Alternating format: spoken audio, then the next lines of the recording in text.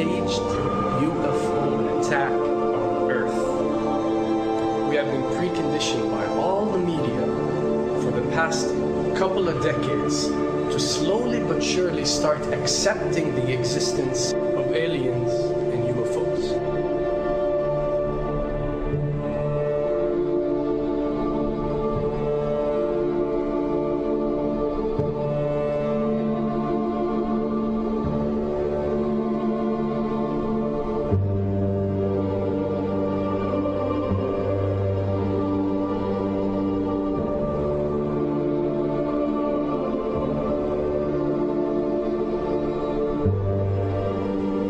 I can tell you right now that 99% of every UFO sighting that has ever taken place has actually not been an unidentified flying object, because this has always been military technologies.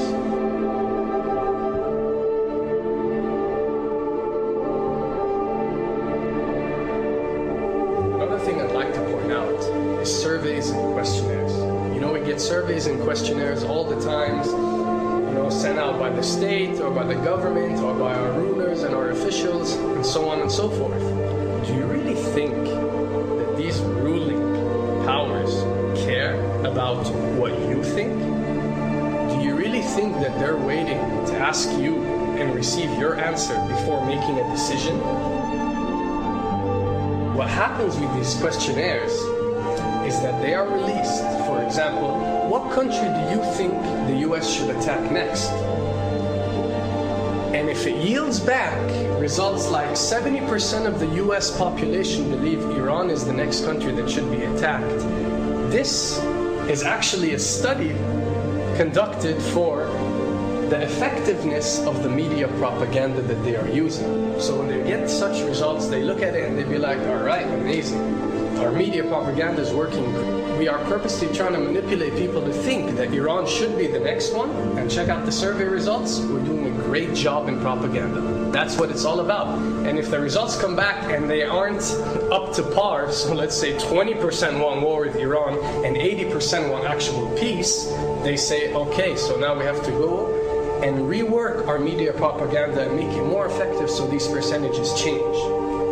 Why am I saying this? Because of the UFO phenomenon. Since the 60s, the amount of people who believe in extraterrestrials have skyrocketed, and they're only increasing day by day in our modern world. This only confirms the success and the plans that are taking place to first manipulate you to believe in UFOs, and second, to conduct a UFO attack that is going to force the whole world to unite to fight off this enemy and accept the New World Order.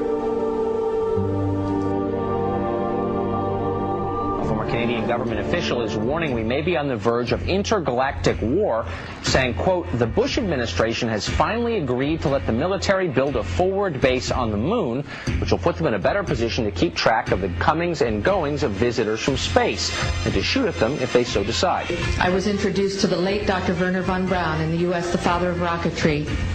In my first meeting with him, during that first 3.5 hours, he said to me, Carol, you will stop the weaponization of space, because there is a lie being told to everyone that the weaponization of space is now first being based upon the evil empire, the Russians. There are many enemies, he said, against whom we're going to build this space-based weapon system. The first of whom was the Russians, which was existing at that time. Then there would be terrorists. Then there would be third world countries. Now we call them rogue nations or nations of concern. Then there would be asteroids.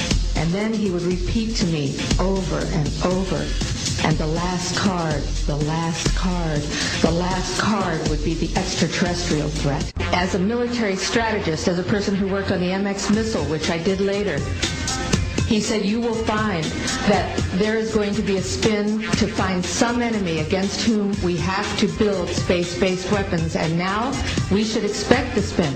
And that's the formula, except that it's all based on a lie. A supersonic saucer. Called the Silver Bug, it was truly revolutionary. The plans show in detail a multi-jet engine craft that boasted amazing maneuverability and speed. It's an intriguing thought that this concept may tie in with the work of the German scientists who brought saucer technology to the US at the close of the Second World War.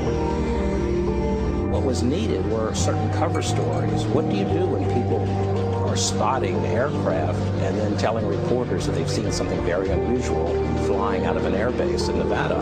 And frankly, this was the origin of a lot of the sightings that took place in the mid-50s, 1954, 55, 56, of unidentified flying objects, the UFOs. So the CIA was involved in encouraging people to believe that, yes, they saw UFOs, and the CIA and the military tried to be very helpful to reporters to get these stories out, to divert the attention of the country, and particularly the people in this region, about what they had actually seen. Mexican Air Force pilots capturing on videotape what are said to be 11, count them, 11 UFOs. The Mexican Air Force has released a video that some of you are going to find difficult to believe. A journalist says it shows images of UFOs tracking a Mexican military plane. So what's the truth about UFOs? The story of successive attempts to develop radically new forms of flight, conducted under the strictest secrecy, is inextricably bound up with our relationship with UFOs over the last 60 years.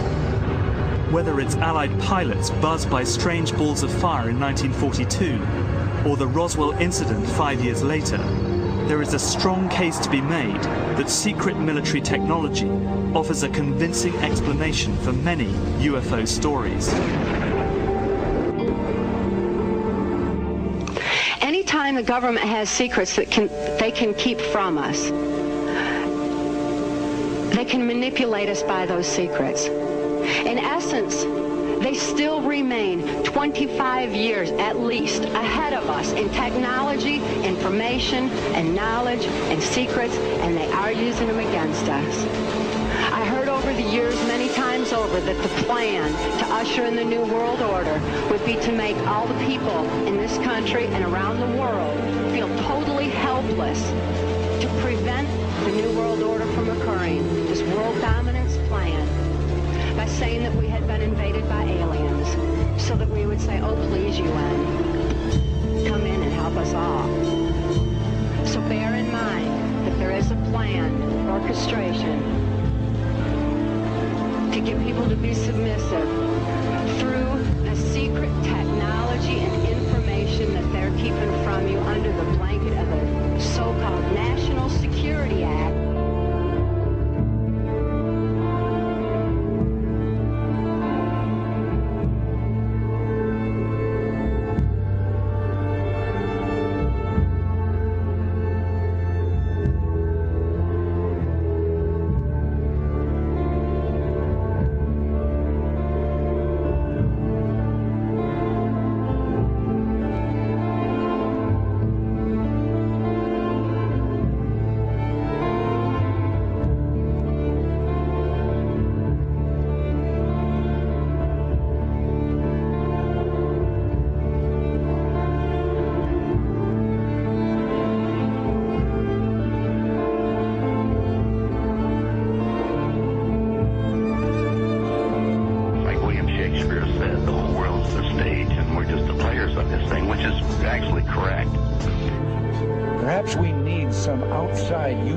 Threat to make us recognize this common bound. I occasionally think how quickly our differences worldwide would vanish if we were facing an alien threat from outside this world.